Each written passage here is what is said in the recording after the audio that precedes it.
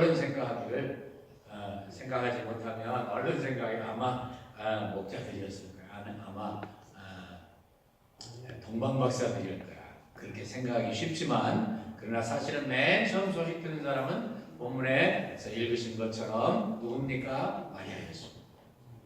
여러분들 오늘 마리아가 보시는 거예요. 마리아가 이 소식을 들었을 때 어떻게 되었을까? 참 정말 이 기대 혹은 상상 망망입니다.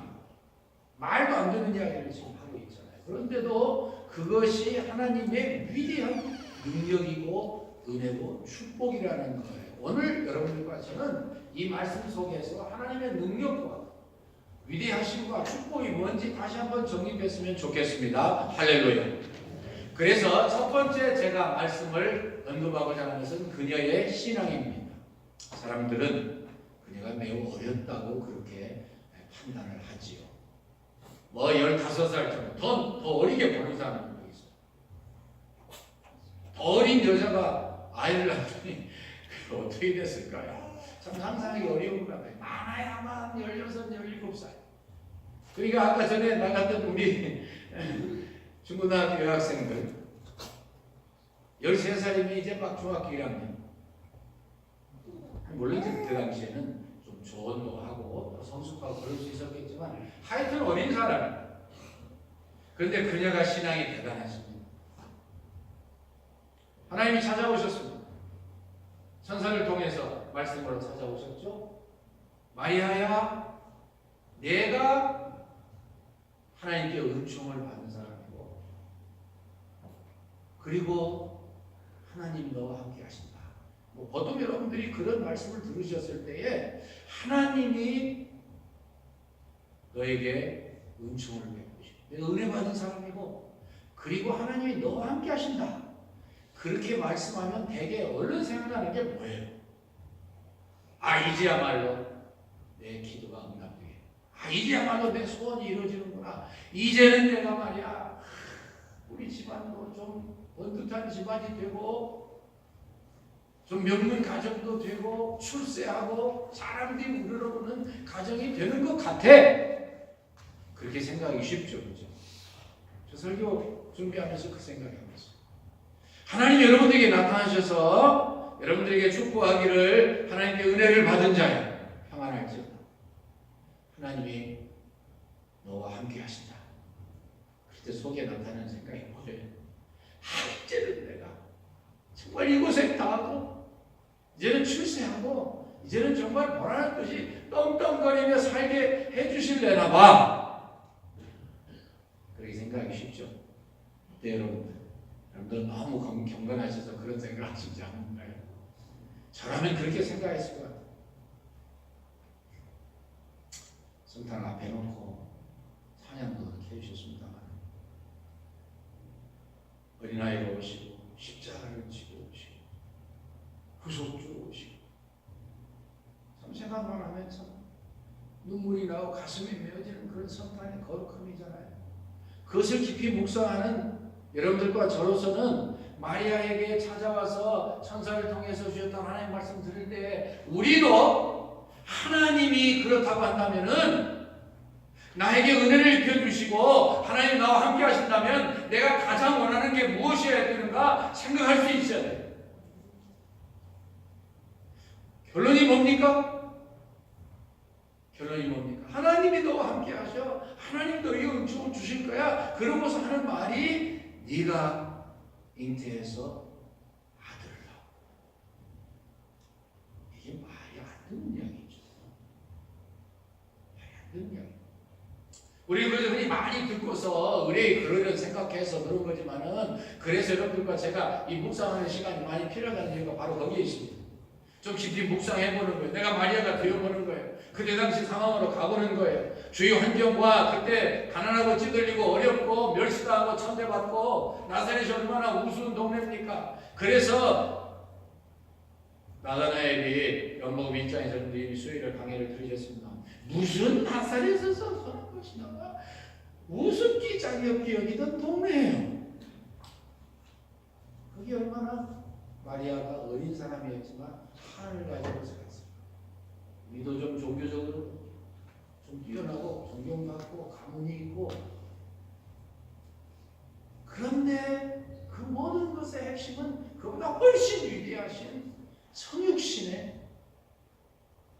수태고지였습니다. 아이를 낳을 거라고 하는, 잉태에서 아들을 낳을 거라는 거룩한 그러한 예고였습니다. 여러분들과 제가 하나님 함께 하시고 하나님이 은혜를 입혀주셨다고 생각하실 때 맨 먼저 생각해야 될 게 바로 하나님의 일이에요. 하나님, 그렇습니까? 그러면 제가 어떻게 하나님의 일을 더 잘할 수 있을까요? 그럼 어떻게 제가 하나님을 더 사랑할 수 있을까요? 어떻게 하나님의 뜻이 이루어지도록 제가 애써야 될까요? 이 장로님들 화끈하셔서, 특별히 오늘도 화끈하셔서 그냥 주님, 우리 전도하지 않고 힘들 수 있게 만들어주세요.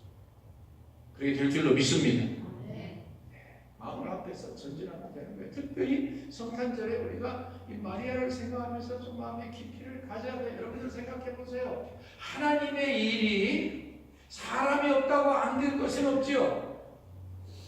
그러나 하나님이 선택하셔서 세우시고 쓰시고자 하실 때 그 사람의 어마어마한 그런 순종이 필요해요. 그렇지 않습니까? 하나님이 하필이면 접니까? 나 말도 안 됩니까? 그럼 하나님이 그 축복의 촛대를 옮겨버리시면 어떻게 될까요? 아무것도 아니에요. 시골에서 13살, 15살 혹은 17살 된 그 처녀 아이가 예수님을 낳지 않았으면 못했어요. 아무 존재 가치가 없어요. 그런 위해서 마리아는 처음부터 끝까지 믿음으로 천사와 대화를 했습니다. 그래요. 너무 당황되고 너무 특별하지만 그것을 믿음으로 이끌어 나갔어요. 하나님이 나를 선택하셔서 그 위대한 일을 이루신다고요? 그는 신앙의 사람이고 경건한 사람이었기 때문에 그저 처녀가 잉태하여 아들을 낳을 것을 알고 있었어요. 학자가 그런 이야기를 하죠. 근데 그것이 나라고요? 이걸 어떻게 받아들여야 되죠? 뭐 뻔한 거 아니에요? 근데 처녀가 잉태해가지고서 아이를 낳았다면은 딱 그저 맞아 죽기 좋은 일이죠. 사람들은 절대로 성령으로 잉태하셔서 아들이 낳게 되셨다 이해 못해요. 당장 죽이려고 그러죠. 돌을 들어서 쫓아가서 다 죽여버리려고 그러죠. 심지어 자기 남편 정원이라고 하는 것은 결혼하기 1년 전에 해서 1년 동안 실제로 결혼한 것이나 다름없이 부부관계만 안 하지 그렇게 사는 거 아니에요. 남편이나 다름없죠. 남편도 이해를 못해요. 마태복음 1장에 보면 잘 아시는 말씀이지만은 이 요셉은 의로운 사람이라 의롭다고 하면서 하나님의 사랑을 못 받았다는 뜻이죠. 가만히 끊어서 이 여자 살려주려고 했어요. 그만큼 남편도 이해할 수가 없었어요. 여러분들 이 말씀을 생각하시면서 마리아가 그런 상황인데도 불구하고 이 형편을 믿음으로 받아들여서 아름답게 쓰여졌고 뭐 가톨릭이 잘하는 건 아니지만 그래서 성모 마리아 그러는 거예요. 너무 거기서 또 성경적이 아닌 지나친 방법으로 해서 참 가슴이 참 안타깝습니다만은 그를 높일 만한 그런 귀한 신앙이나 그런 뜻이죠. 저는요 이 말씀을 생각하면서 구약의 또 하나님의 역사의 위대한 하나님의 사람들을 생각합니다. 자기의 인간적인 모든 유익이나 그리고 출세나 그리고 평탄하고 존경받는 삶이나 그저 육신적으로 그저 대로를 달려가는 그런 삶이 아니라 그것이 다 단절되는 한이 있어도 하나님의 뜻이 이루어지고 하나님의 영광을 받으신다면 나를 써주심에 감사합니다 하고서 믿음의 결단을 하는 사람이 하나님의 일을 감당했습니다. 여러분들 만약에 모세가 없었으면 어떻게 됐을 뻔했습니까? 모세가 한두 번 도전받았어요. 너무너무 지겨워서 여러분들 성경 읽을 때 모세 대해서 읽어보시죠. 몇 번이나 팽개치고 싶었을 거예요. 도대체 어떻게 해야 이 백성을 이끌고 갈 수 있나?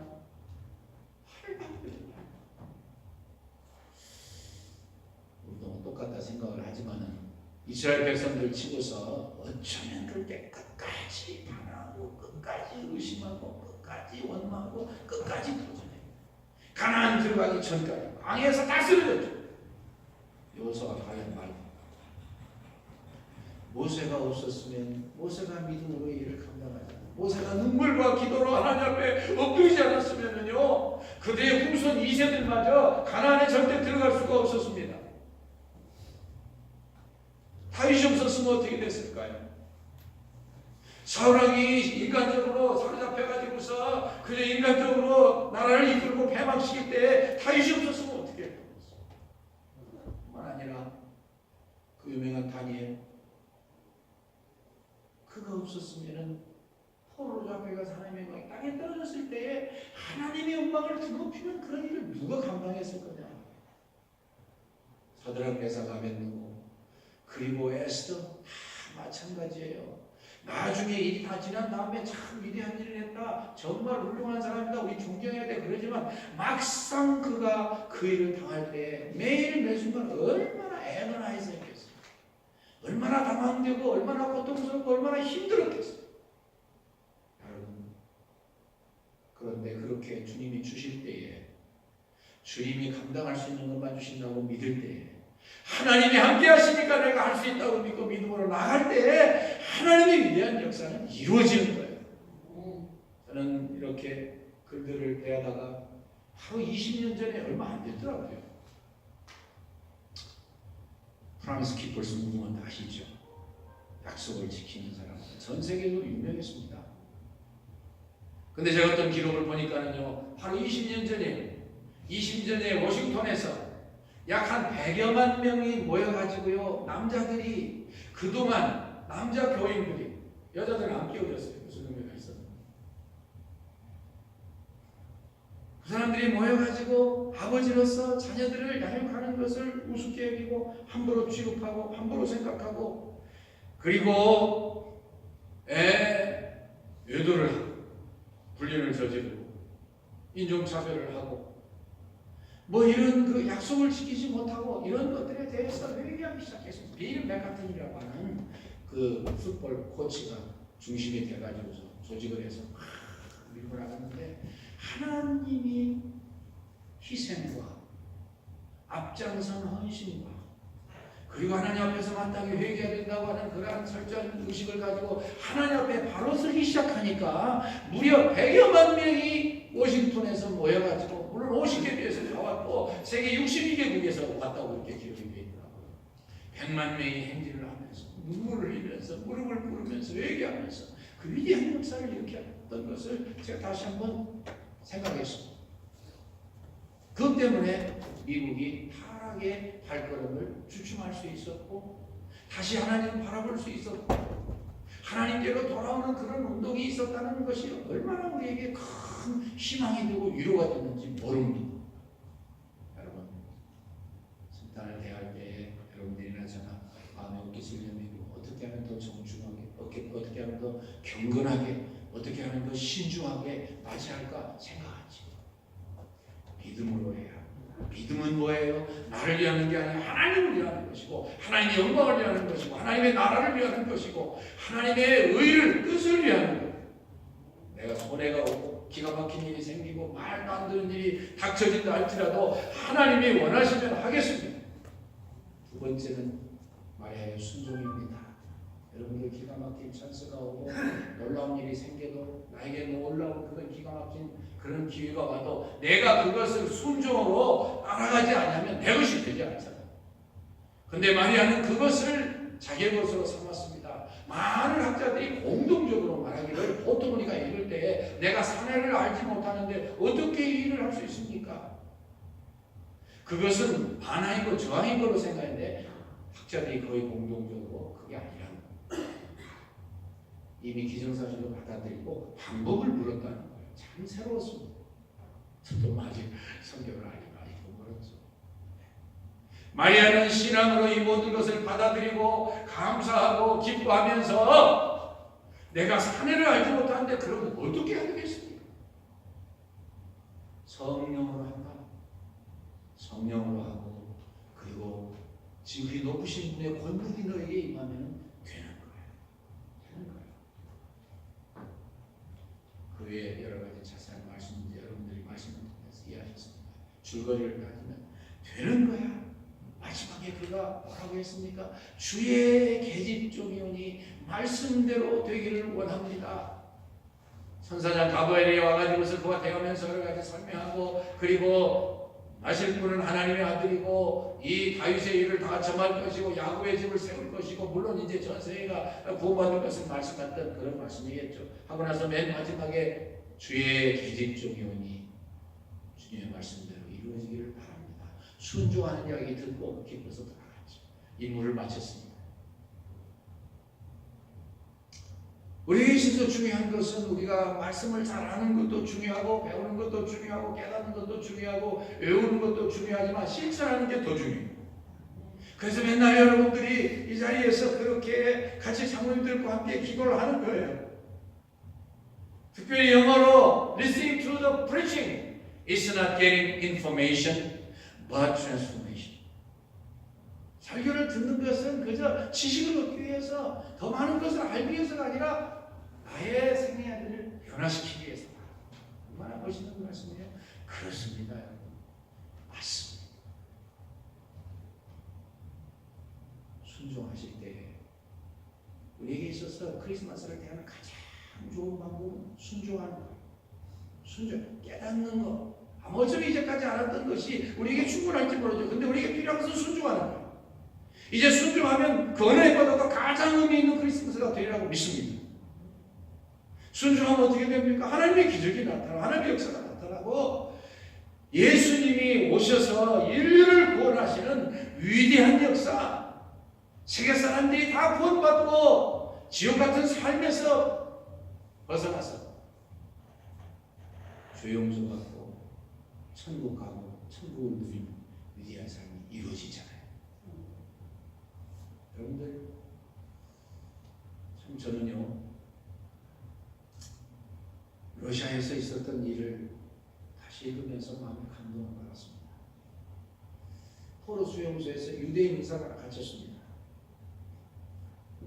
강제 수용소에 보리스 니콜라이비치 콘펙트라고 하는 유대인 의사가 갇혔어요. 의사니까 간수들이 그를 격려해가지고서 치료를 하라고 했습니다.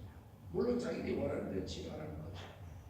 그는 이미 마음이 너무나 상했고 그리고 주위에 있는 두려움 때문에 마음이 갈라져 있었어요. 그래서 하나님 말씀대로 순종할 마음이 별로 없었어요. 근데 그 중에 한 신실한 신자가 있어가지고서 매일 주기도문을 외우는 거예요. 우리가 우리에게 죄 지은 자를 사하여 준 것 같이 우리 죄를 사하여 주옵시고 시험 들게 마시옵시고 다만 악에서 구하옵소서. 계속 외우는데 그 말씀이 이제 마음에 와닿는 거예요. 그렇게 지났던 어느 날 간수 한 사람이 이 동맥을 수술하게 됐습니다. 그래서 어떻게 하면 이 사람을 죽일 수 있을까?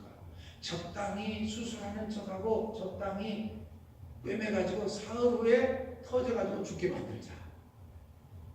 근데 깜짝 놀랄 만큼도 자기가 그것을 자기 자신이 아직도 이 독심을 품고 있는 것을 깨닫게 된 거예요. 성령님의 역사죠. 그래서 내가 이 못된 마음을 품고 있으니 하나님이 이렇게 진노를 당하게 하시지. 그때부터 이 사람의 마음이 달라져가지고 예수님을 영접하고 이 사람의 삶이 달라졌어요. 그래서 사람을 죽이려고 하는 그런 거짓 이 의사진단서에 사인하는 것도 거부했고요. 간수들이 이 죄수들의 이 빵이나 혹은 약을 다 훔쳐가는 것도 다 고발하고 그러지.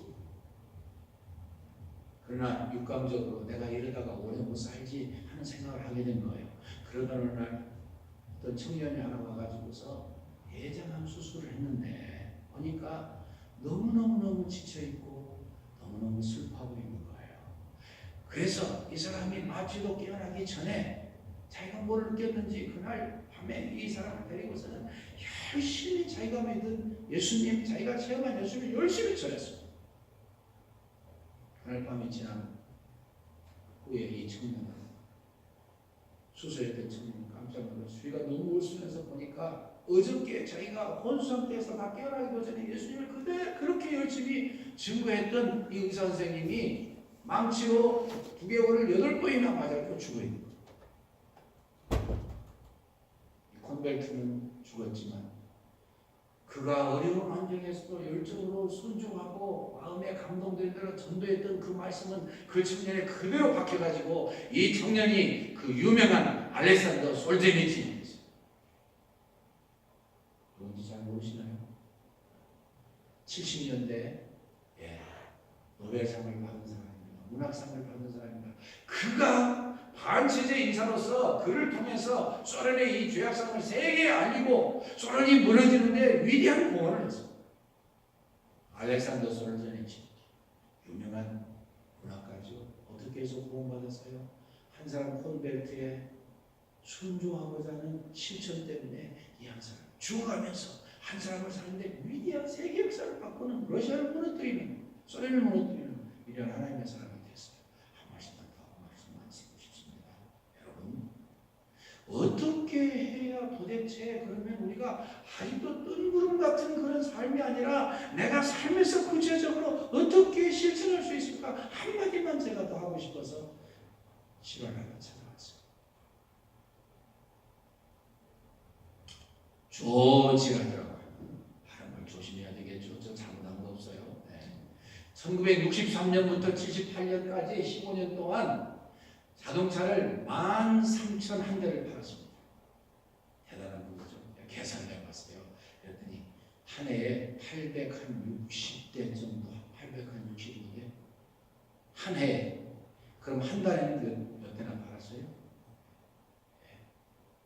80여 대? 한 70대? 어마어마한 이런 그 기네스북을 갱신시킨 그런 사람이 있었는데요. 사실 이 사람이 별것도 아니었어요. 그가 나이 40 될 때까지, 30 될 때까지, 네, 용서하세요. 35세가 될 때까지 직장을 40번이나 바꾼 그런 실패가 있었어요. 그러나 어느 날 그가 자기를 돌아보았습니다. 내가 왜 이렇게 직장을 40번이나 바꿨고 다시 바꿨구나. 왜 내가 직장에서 쫓겨났나 그런 생각하다가 묘한 결론을 내리는데 그런 거냐면 내가 대인관계에서 실패해서 그렇구나. 그렇게 깨닫기 시작했어요. 내가 이것을 바꿔야 성공하고 그런 마음이 왔을 때에 우연히 250명이 참석하는 회합에 참석했습니다. 250명이에요. 또 다른 회합에 참석했어도 250명이었어요. 그래서 아하, 250명만 잘 대하면은 기적이 나타나겠네? 그런 생각을 하면서 자기 자신을 반성하기 시작했어요. 그래서 그 유명한 이 조지라드의 250명 법칙이라는 걸 만들어냈는데요. 그 핵심이 뭐냐면은 한 사람이라도 대인관계를 잘못하지 아니하고 한 사람만 잘 대해서 내가 만나는 모든 사람에게 그 사람을 정말 나의 형제같이, 아버지같이, 황제같이 받들어서 그 양반에게 인정을 받으면 250명의 고객을 얻는 거구나 하는 비슷한 생각을 합니다. 그래서 그가 만나는 모든 사람에게 정말 정성을 다해서 인간관계를 했고 그 사람과 인간관계를 잘 맺었고 정말 잘 받들었고 원망, 불평은 말도 안 되는 자이고 자기가 그를 황제처럼 받들었다니까요. 그러니까 그가 풀려나가기 시작하더니 사람들이 그에 좋은 인상을 가지기 시작하더니 그에 대해서 위대한 사람이라고 평가하기 시작하더니 250명씩 그에게 와서 차를 구입하기 시작하더니 기네스북을 갱신하는 그런 차 판매왕이 됐습니다. 여러분 다 차 잘 팔고 부자 되라고 제가 말씀하겠어요? 그런 뜻이 아니죠. 세상에 그 기가 막힌 일을 성공하는데도 그런 노력이 필요했는데 만약에 여러분과 제가 주의 사람으로 이민을 기도하고 애쓰고 정직하고 또 정직하시지만 믿음과 순종을 가지고 콘벨트가 우리가 우리에게 죄 지은 자를 사해 준 같이 우리 죄를 사해 주옵소서 그 말에 감동받고 자기를 희생시키며 알렉산더 솔제니치를 개종시켰다. 우리도 그 길을 걸어가면서 하나님 앞에 한 말씀이라도 실천해서 최선을 다하고 그렇게도 기대하고 그렇게도 기도하고 사랑하고 바라는 성탄의 또 다른 실천과 능력이 임하게 될 줄 믿습니다. 하나님 마리아를 통해서 저희에게 본을 보여주신 것을 감사합니다. 그의 신앙과 그의 순종